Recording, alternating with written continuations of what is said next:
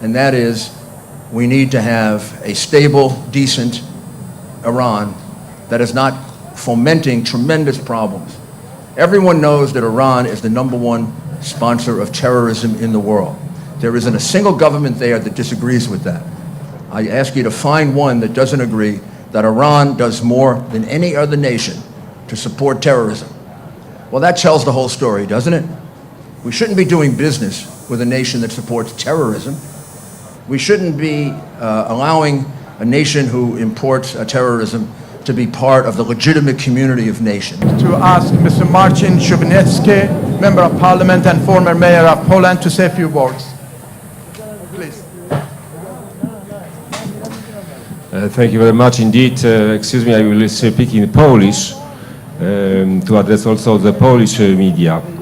La menace principale vient du terrorisme d'État et de la violence qui dérive du terrorisme d'État, et on en connaît les effets en Irak, en Syrie, au Yémen, au Liban.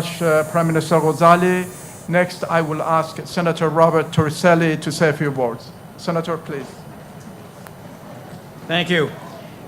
So I want you to remember today, because the participants can give this conference any name they want, but the reality is this is the first time members of the international community have come together with regime change on their minds.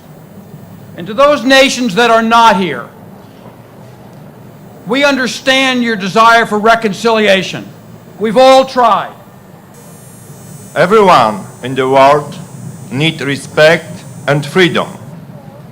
Respect for life and freedom in decide about yourself. Also in Iran, respect for the life of Iranians and freedom for the Iranian people is needed. Nation iranienne doit obtenir la liberté, respecter sa dignité et être nation en plein libre.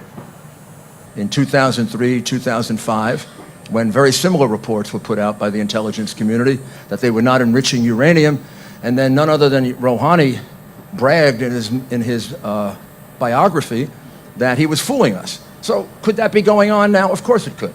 It's still a regime that murders. It's still a regime that oppresses its own people.